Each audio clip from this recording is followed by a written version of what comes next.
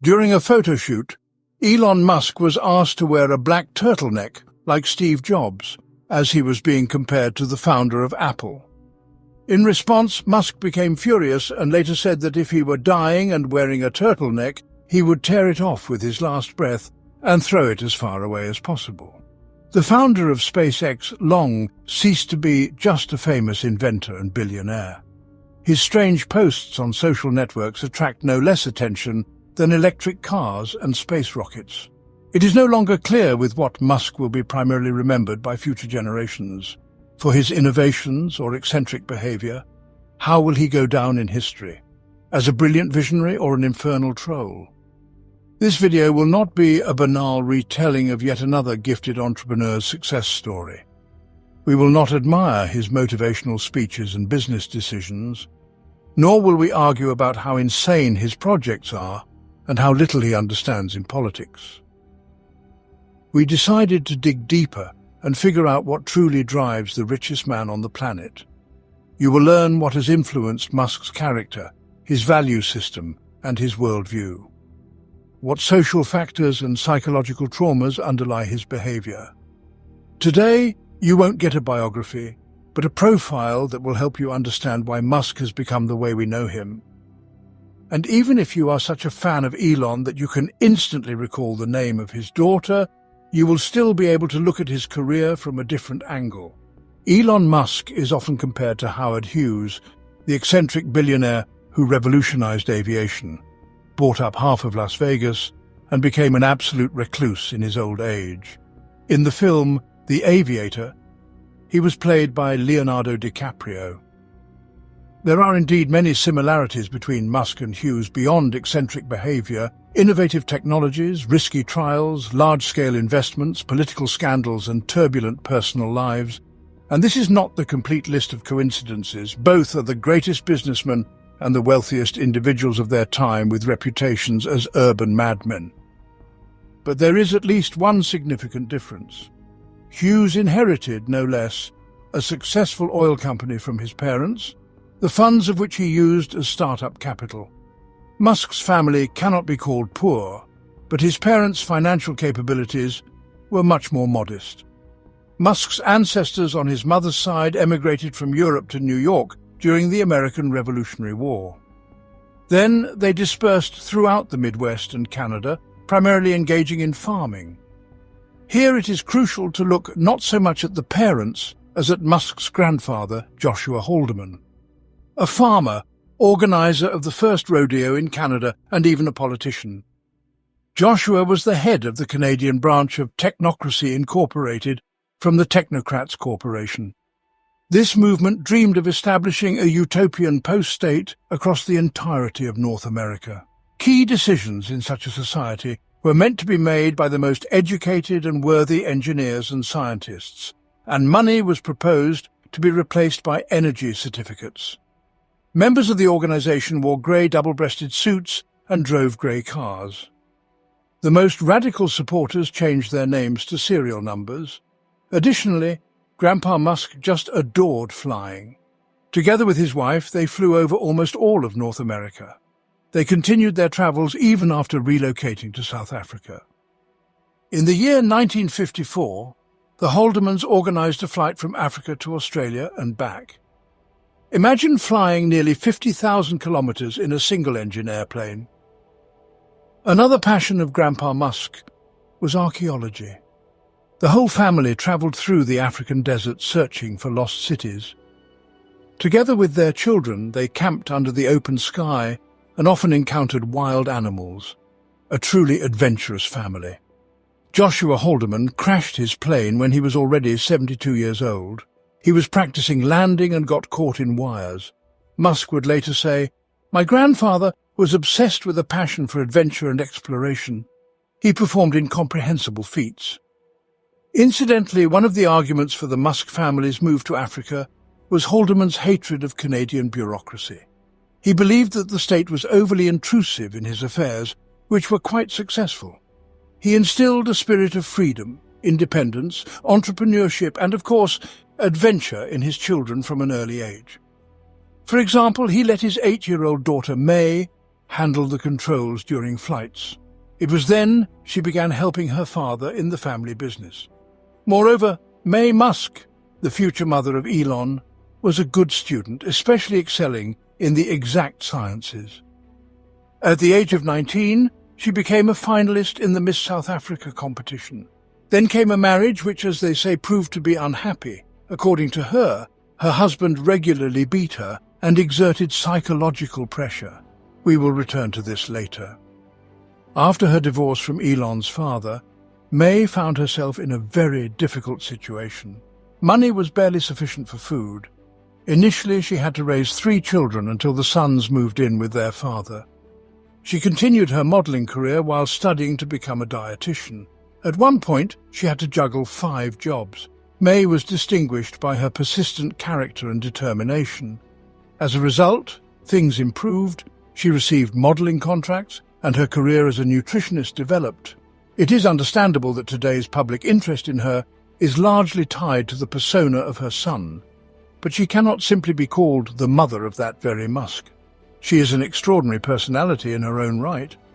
After turning 60, May posed nude for the covers of several leading magazines. Furthermore, she fits very well into modern trends. A strong, independent woman who survived abuse but was not afraid to radically change her life and achieve success. May Musk is currently 76 years old.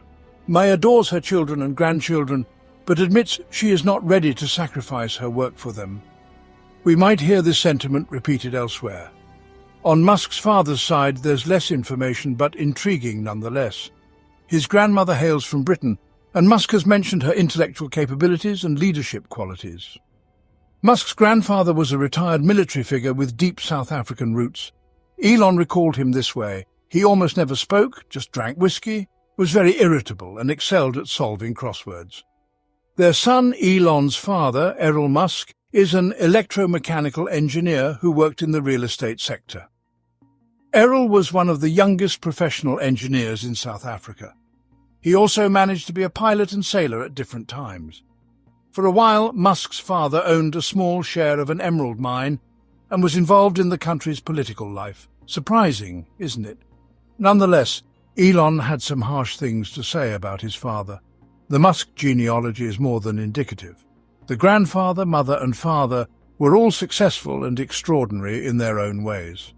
Musk absorbed the best from them: ambition, entrepreneurship, an interest in technology, a penchant for risk, discovery, and a spirit of rebellion. As the cherry on top, an insatiable urge for the sky and adventures. But there was a fly in the ointment. His inherent physical traits predetermined Elon's destiny. 2 years ago on Saturday Night Live, Elon Musk revealed that he has Asperger's syndrome. This is an autism spectrum disorder where intelligence and speech are intact, but there are difficulties with social communication. It occurs in approximately 1 in 200 people. Such individuals are also known as high-functioning autists. Immediately one remembers his paternal grandfather, who didn't speak much, was irritable, and was excellent at solving crosswords. Musk's father also had his own psychological peculiarities, but aside from heredity, there can be other causes for the syndrome's development. I'm not a psychiatrist, so I won't speculate. Let's take Musk's words on faith and try to understand how this affected his life. The autism spectrum disorder manifested itself already in early age. Musk recounted that as a child he took everything literally. Every spoken word had a direct meaning. When someone would complain to him about being afraid of the dark, young Elon would not try to console the person, but delve into a discussion on the physics of light theory. In other words, Musk didn't pick up on social cues, much like Sheldon from The Big Bang Theory, who had to write down sarcasm on paper because he couldn't intuitively read it. In recent years, Asperger's syndrome has become a trendy diagnosis. Public figures from Steven Spielberg to Anthony Hopkins openly acknowledge having the disorder. On the one hand, Musk's admission of such a diagnosis looks like a convenient guise. His mental peculiarities can quite reasonably explain his peculiar statements, which he occasionally writes on X.com. Moreover, it's another way to create a newsworthy event, reminding the world of his achievements. His words, I know that sometimes I say and write strange things. That's just how my brain works.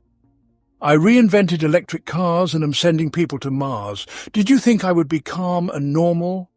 There is a non-zero chance that the story with the diagnosis is just another trolling incident. However, judging by all appearances, this seems to be a real story. Maya Musk recounted that, as a child, her son often turned inward, nearly falling into a trance and seemingly hearing no one. She has since grown accustomed to this behaviour.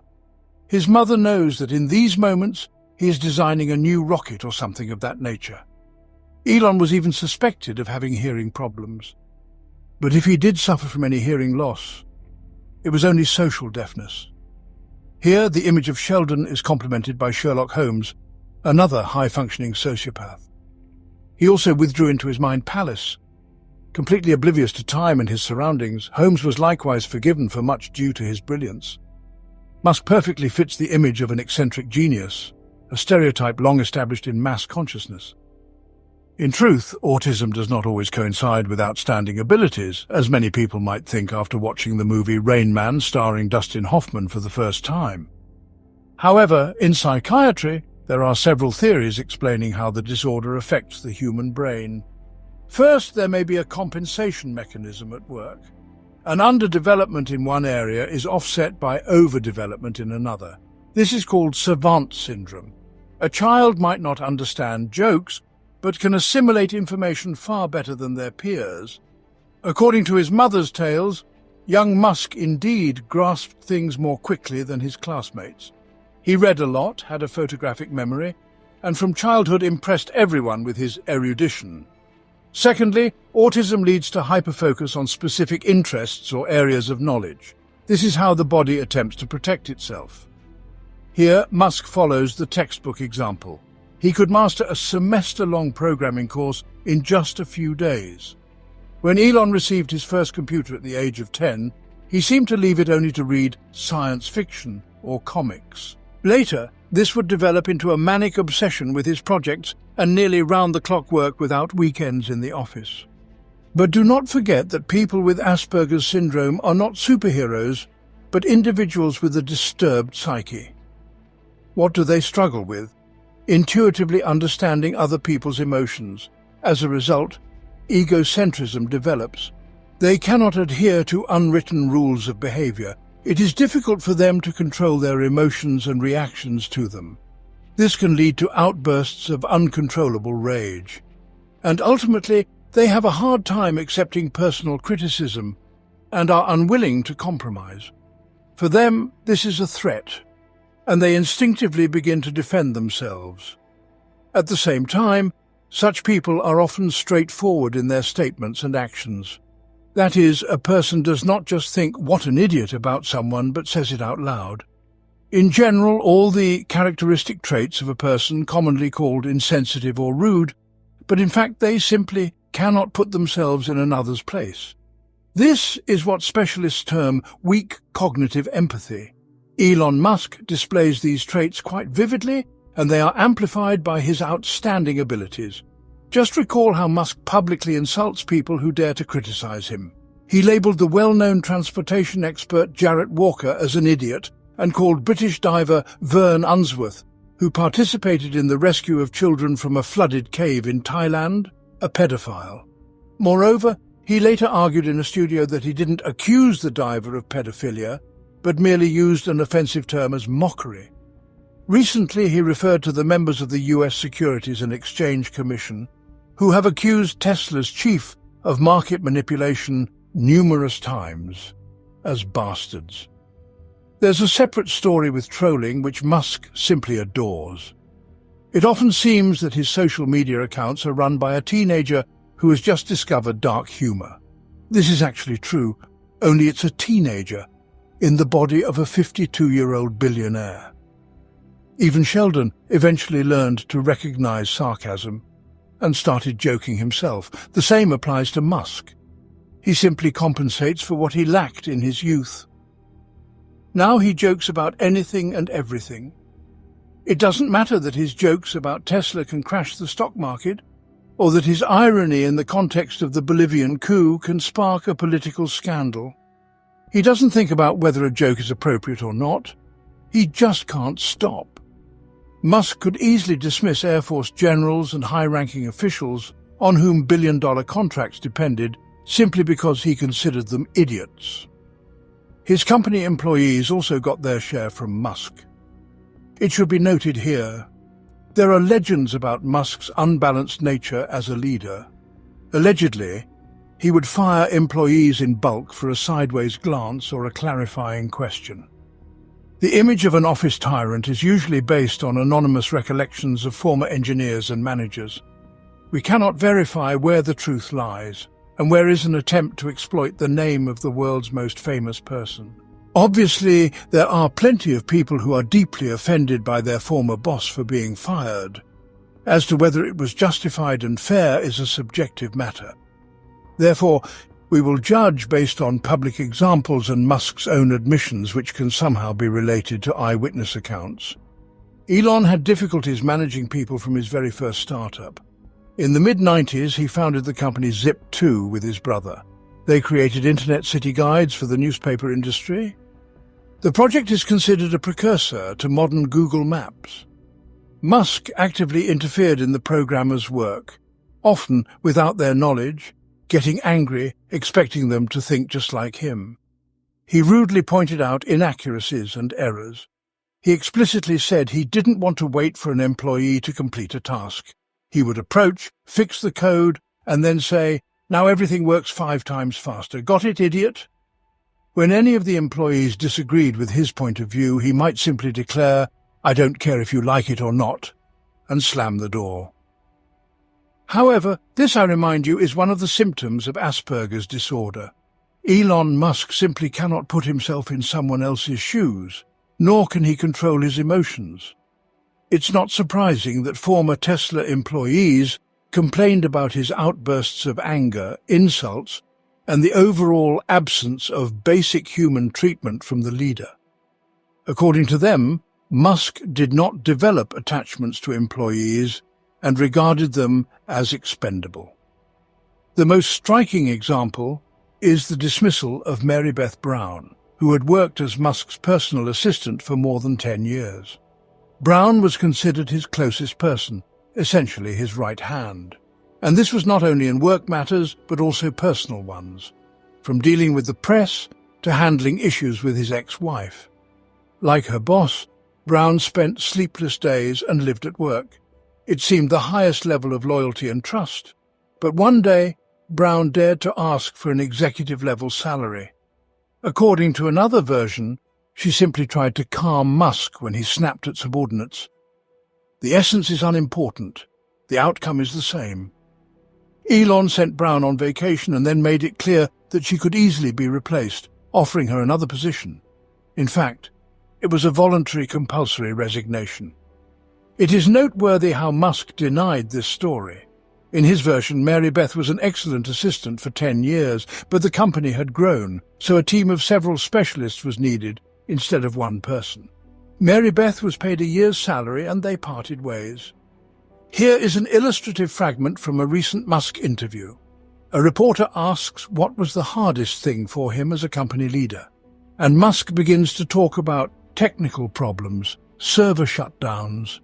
Only after a follow-up question about laying off employees, which, mind you, was over 5,000 people, does Musk agree. Well, yes, that wasn't fun. Incidentally, the dismissed Mary Beth for many years acted as a kind of filter. She warned other employees whether it was worth approaching Musk with certain questions or if it was better to wait. It all depended on his mood. Generally, SpaceX and Tesla employees often complained about Musk's frequent mood swings. Motivational speeches were replaced by bouts of irritation and anger. Many aimed to simply avoid getting caught in his sight. Musk has no work-life balance. For him, the wheel of life is the wheel of work. Romance and a strong family are hindrances in his work process. One Tesla story in particular stands out. Musk constantly set ambitious deadlines for car production that he couldn't meet, and for that, he was repeatedly criticized. Before turning a profit, Tesla was twice on the brink of bankruptcy. Both times, work crises coincided with personal problems. First, a divorce from his first wife, and then a breakup with actress Amber Heard. One of the most challenging periods for the company was related to the serial production of the Tesla Model 3. Over 500,000 people pre-ordered it. Production had to be ramped up rapidly. According to former employees, Musk at that time was far from his classic visionary image. He did not inspire the team to new achievements, rather he was gloomy, often irritated, behaved particularly strangely, and seemed ready to fire everyone around him. Musk admitted that the breakup with Amber Heard had taken a toll on him. It required all his willpower to make a presentation and not appear as the most depressed guy around. He clearly lacked the willpower not to lash out at employees. At the same time, Musk became obsessed with the idea of fully automating production. The factory of the future, where everything is done by robots, supposedly appeared to him in a dream. The dream of a robot factory consumed a lot of time, energy, and nerves. Attempts to dissuade him did not work. In response, Musk threatened dismissal. Musk likes to talk about his successes but not his failures, and because of this, there is a perception that every brilliant development by Musk was successful. This is not the case.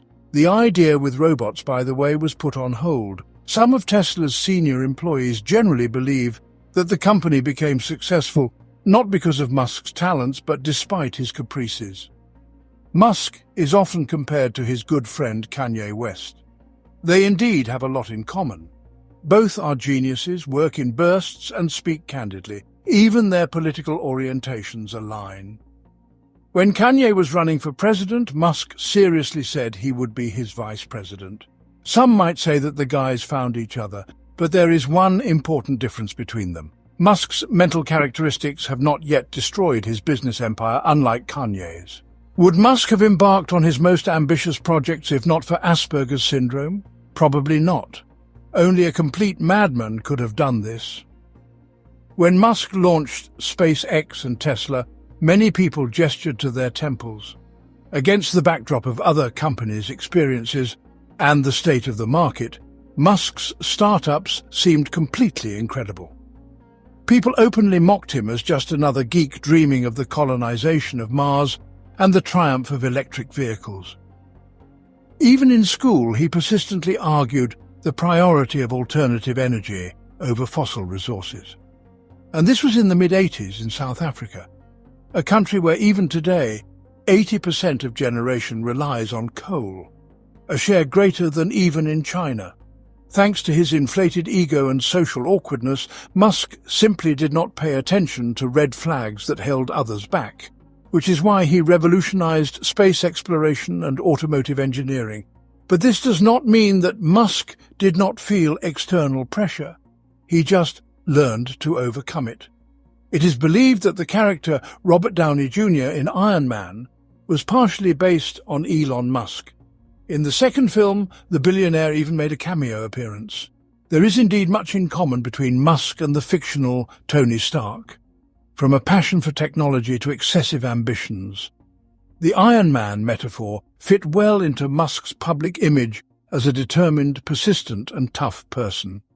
A person who does not give up under any circumstances. Elon Musk has often spoken about the hardships he endured in his youth. However, these experiences forged him and made him stronger. Elon was born in the year 1971 in Pretoria, the administrative capital of South Africa. A year later, his brother Kimball was born, followed by his sister Tosca. Their father, Errol, worked as an engineer on large-scale construction projects ranging from shopping centres to military bases. The family was not short on money. They lived in a house considered luxurious by local standards, resembling an estate. They could afford household staff, a fleet of several cars, and even travel by private jet. In short, they were a well-off white family in a country torn by apartheid. One cannot discuss the context of South Africa without addressing this subject. The regime of racial segregation, which persisted in South Africa for almost half of the 20th century, divided the country's history into a before and after. Formally, it all began in the year 1948, when an ultra-right National Party came to power. The rights of the black majority had been limited even earlier, but starting from the 1950s, This practice became institutionalized. Segregation affected all spheres of life. Black individuals could not participate in elections, attend the same schools, or be treated in the same hospitals as white individuals. Laws prohibited interracial marriages and sexual relations. This was despite the fact that about 70% of the population in South Africa was black. The cornerstone of apartheid policy was the creation of Bantustans. These were reservations where the indigenous population was driven. Such territories were granted independence on paper, while their inhabitants were stripped of South African citizenship.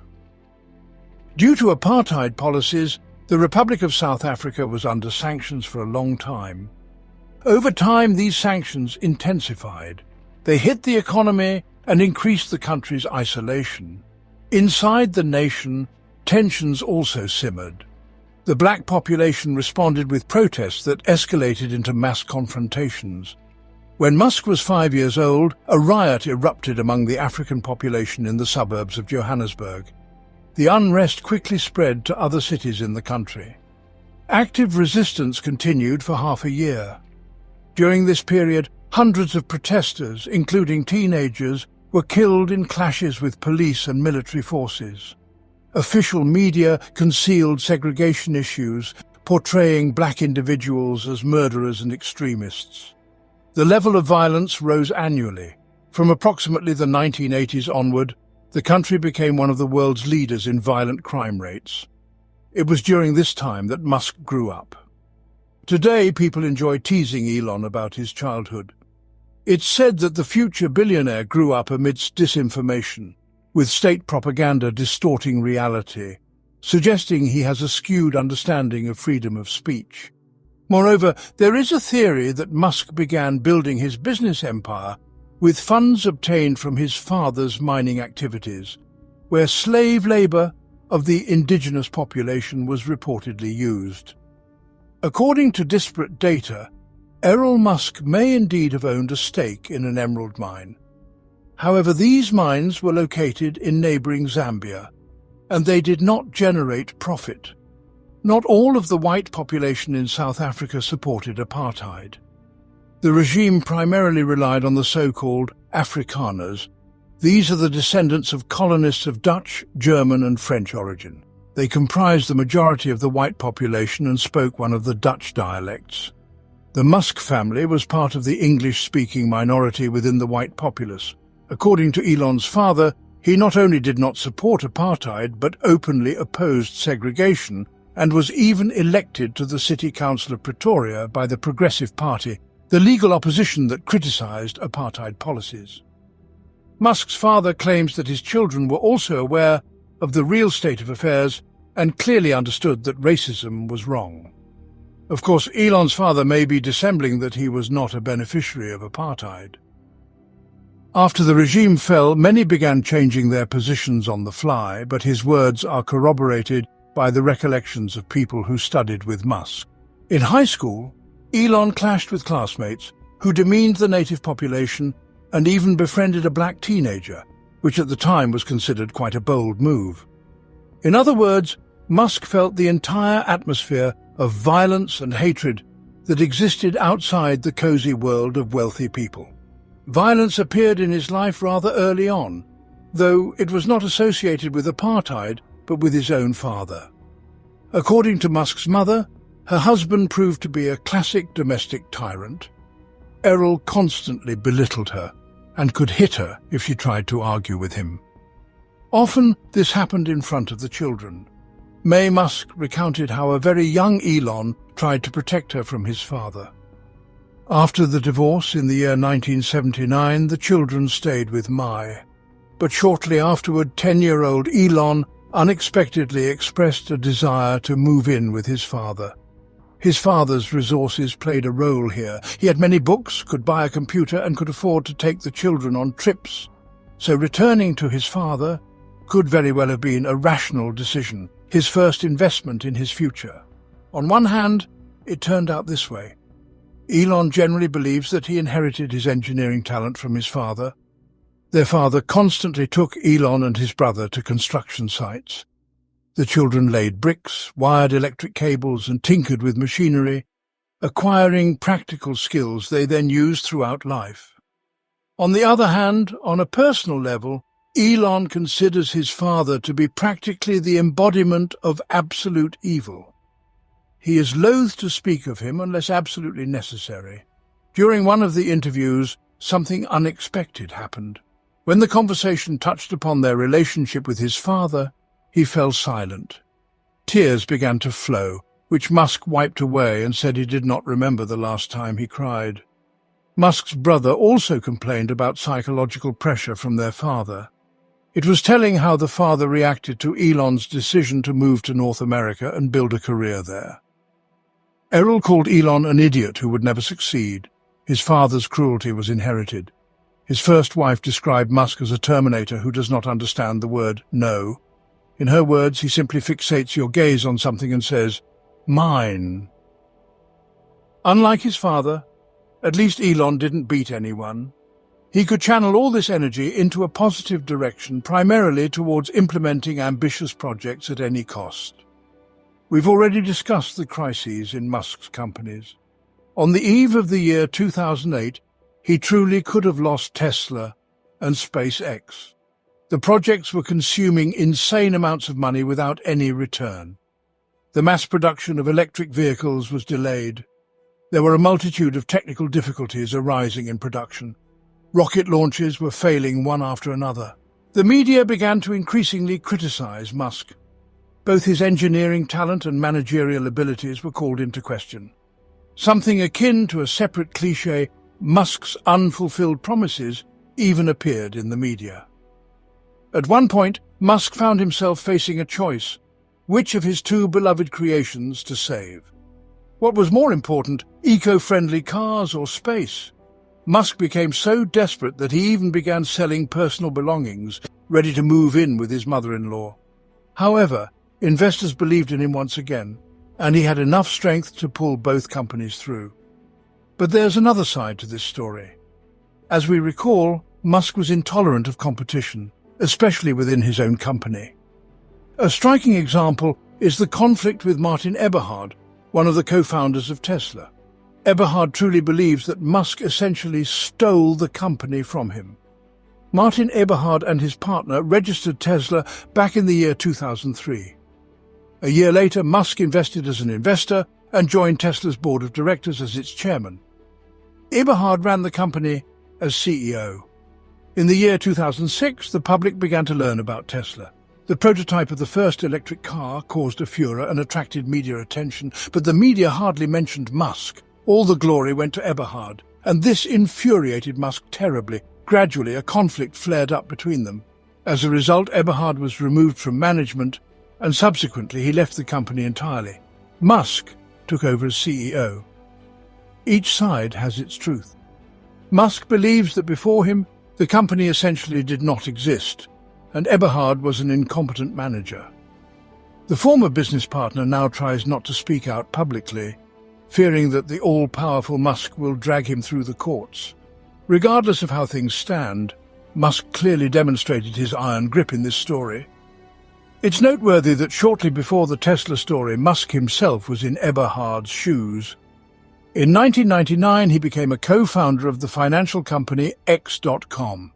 It was an ambitious project, among the first to work on an electronic payment system. Initially, due to Musk's inflexibility and severity, other founders left the company.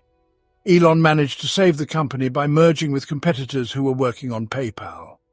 Nevertheless, Musk could not accept that he was no longer in charge and refused to compromise. For this, he paid the price. Soon after, investors removed him from leadership positions. Like Eberhard, he was ousted under the pretext of ineffective management. For an egomaniac like Musk, it was a traumatic experience. It seems then he decided that he would never again be the victim, only the predator. It is telling that Musk renamed Twitter to X.com and intends to develop it, among other things, as a financial platform. It seems like a symbolic revenge, as if he has reclaimed a company that was once taken from him, and now no one can push him out. He will be the one doing the pushing and firing, just like at Tesla. Only now, to the self-confidence, egocentrism and defensive reactions of a person with Asperger's, a success story has been added. His projects with rockets and electric cars were considered insane. He was on the brink of failure, but he persevered and triumphed. And victors are not judged. Musk has become even more convinced of his own strength. He simply cannot be wrong. After buying Twitter, Musk immediately fired the company's top management and cut most of the staff. Many unexpectedly learned they were now unemployed from an email notification. If former employees are to be believed, you can be thrown out of the company for the slightest attempt to question the competence of the new owner. A striking example is the dismissal of engineer Erich Fraunhofer. A company veteran allowed himself to publicly argue with the new boss. The stumbling block was an entirely work-related moment, the speed of the application on Android. Any criticism, especially public, is a threat, an encroachment on power. If you show weakness, in the end, they will eat you. Therefore, one must constantly show strength and respond harshly so that others will think twice. And here we return once again to Musk's teenage years. A separate ordeal for young Elon was school. No one wanted to play with the awkward, peculiar know-it-all. He was bullied by classmates from an early age. Once, he was beaten so severely that he was recovering for a week. They kicked him in the head. His face swelled up like a boxer's after 12 rounds. Later, he had to undergo rhinoplasty. Despite this, Musk did not become a reclusive child. In his teenage years, he encouraged his brother to partake in various escapades, from airgun skirmishes to travels across Africa, naturally without adults, in a country where, essentially, an undeclared civil war was ongoing. And at home, Musk experimented with explosives and fuel for model rockets, which he had been fascinated with since childhood. It was then that Musk developed a knack for business. He started by selling Easter eggs to neighbors.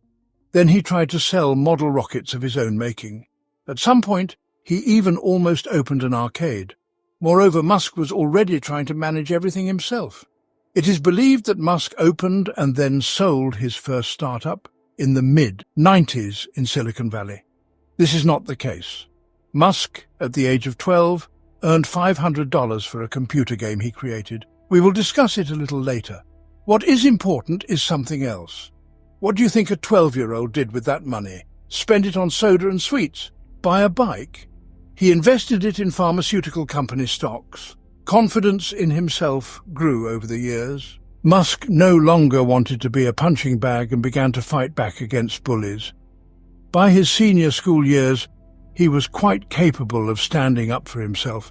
As he often said, if you stop being a target and fight back, they will leave you alone. The cherry on top of young Elon's resilience was his early years in the United States. He squeezed in with distant relatives and took on any job he could find, from growing vegetables to cleaning the boiler room at a sawmill. During that time, his fanatical persistence and determination became distinctly apparent. He didn't return home to South Africa in 3 months, as his father had urged. He stayed in America, managed to conquer Silicon Valley, and by the age of 30 had become a multi-millionaire. But the trials didn't end there. At the start of the new millennium, Musk experienced a crisis that could quite be called existential in every sense of the word. Although outwardly it seemed that everything was going great. Here, one must understand how exactly Musk earned his first millions. Essentially, he became one of the many startup founders who got rich thanks to the internet boom of the mid-90s, or, as it is also called, the dot-com boom. Not everyone understood the essence of the phenomenon, but they felt it was great and should change the world. Internet startups in Silicon Valley grew like mushrooms after the rain. Investors riding the wave of excitement willingly poured money into them. The valuation of projects quickly rose. At some point it began to resemble a gold rush when crowds of prospectors flooded California hoping to get rich. After obtaining 2 degrees from the University of Pennsylvania, Musk wanted to continue his studies at Stanford in California.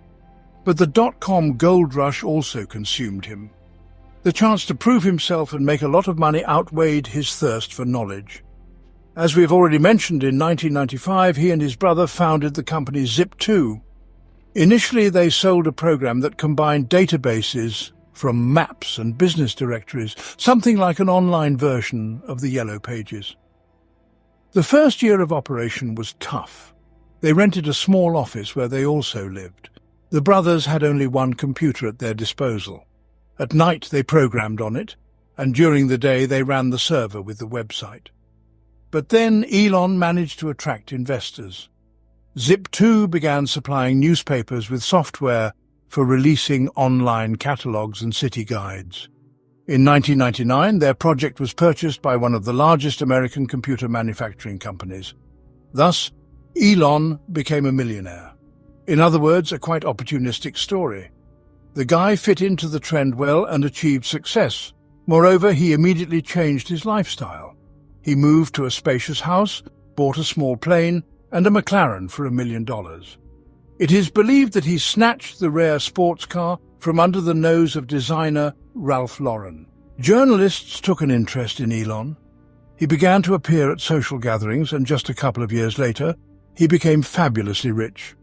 His new company, X.com, became part of PayPal, which was acquired by eBay, and for his share he received $175 million. For us, such amounts sound incredible. As we mentioned earlier, the entrepreneur was deprived of power in his own company.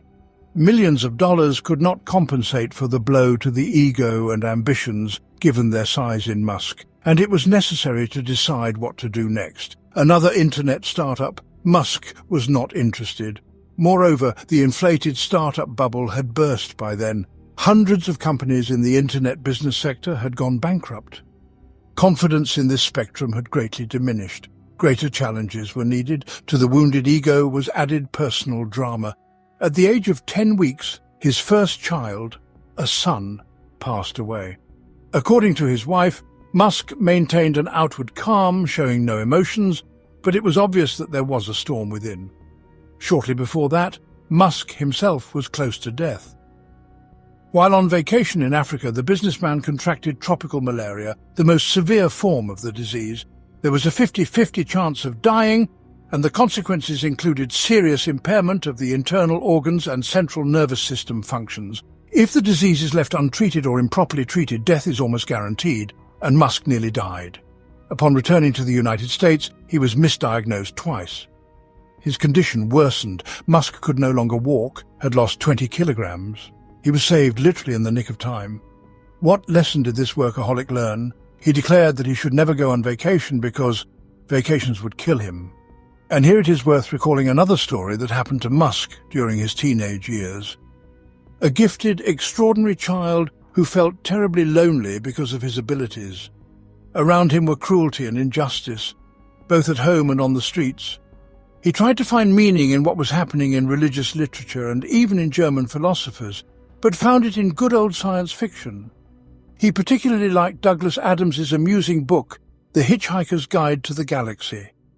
Despite its light style, Musk saw important philosophical meaning in the novel. According to the book's plot, the planet Earth is a supercomputer created by a superintelligent race. Living organisms, including humans, are simply part of the computational system. And this computer is needed to search for the ultimate question, the answer to which will explain the meaning of the universe. And Musk adopted this approach. Explaining his view of the world, he said that his main goal is to expand the scale of human consciousness to understand the nature of the universe. But it is not limited to enlightening people. Since childhood, Elon has been deeply imbued with the theme of the apocalypse. In this, he was helped by Isaac Asimov's series of books, Foundation. Asimov began writing them in the 1940s during the height of World War II, when it seemed the world was about to end. He was inspired by the theme of the fall of the Roman Empire. The protagonist of the novels, a brilliant mathematician, forecasts the demise of the empire and begins preparing a plan for the revival of civilization. All these plots about space flights, computers, and the decline of humanity were superimposed on superhero comics. Musk read them avidly as well. Add here the overall sense of injustice in the world. And thus the young Elon finds his mission, no less than to save all humanity from extinction. Musk began this endeavor at the age of 12 when he created the video game Blastar. The plot involved the player destroying alien ships.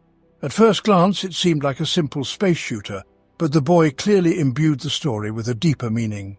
The game's description mentioned that the invading alien ships were equipped with hydrogen bombs and combat rays, and they were outfitted with machines for mind control. A South African computer technology magazine bought the game's code. Incidentally, Blastar can still be played today. It might seem that we are placing too much emphasis on science fiction in his life, but Musk himself has said that he was primarily raised not by people, but by books. Thanks to them, he overcame crises and found meaning, not only in his adolescence. In the early 2000s, Musk seemed to return to his childhood ambitions. He was, in a literal sense, reborn, considering his history with illness. He didn't want to be just another millionaire from Silicon Valley who got rich off the internet boom. Each of his new projects was not just a way to make money, but a step towards saving the world. The production of electric vehicles at Tesla and solar panels at Solar City contribute to the fight against global warming. The issue of climate change has long concerned both science fiction writers and Musk. Another apparent threat, according to Musk, is the unchecked development of artificial intelligence. Not that an army of Terminators will destroy us. Musk simply believes that humans may find themselves on the periphery of life. That is, we would lose our alpha status and no longer dominate the planet. This, as we understand, is a personal trauma for Musk. Thus, he first became a co-founder of OpenAI to develop, as it is called, friendly artificial intelligence to control it. Then he founded Neuralink, a startup designed to integrate the human brain with artificial intelligence. Musk claims that his developments will help treat paralysis, deafness, blindness, and other serious ailments. Most importantly, it will provide humans with robotic capabilities to successfully compete with them in the future. Beyond artificial intelligence, the development of SpaceX's launch vehicles is not just for delivering cargo into orbit. The goal is to expand humanity's habitat. The company aims to create space transportation for colonizing other planets. After all, anything could happen to Earth. The planet could also be devastated by a climate crisis, nuclear war, or even a random meteorite could ultimately strike. Therefore, for humanity to survive, it needs to become an interplanetary species. It would be prudent to have a backup airfield on Mars. It's all as Asimov bequeathed.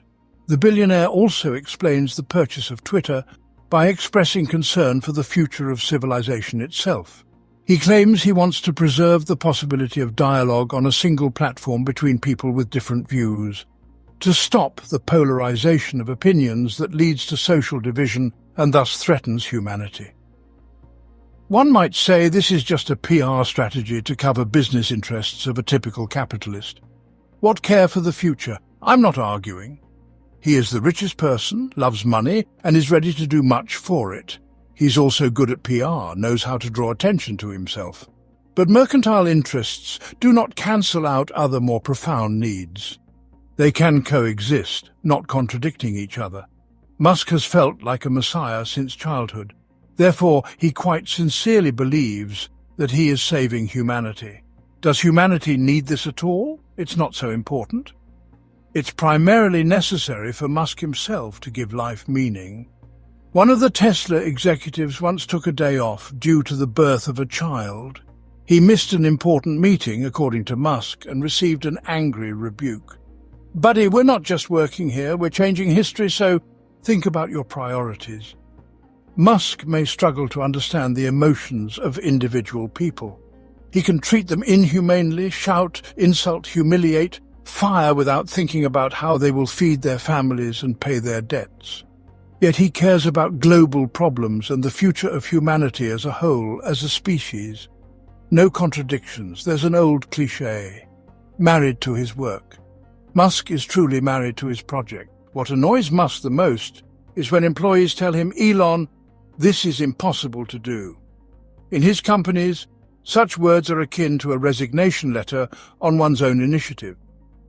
After all, they are speaking to a person who was raised on science fiction, a person who all his life makes real what others deemed impossible, and expects the same from others, especially when the fate of the world is at stake.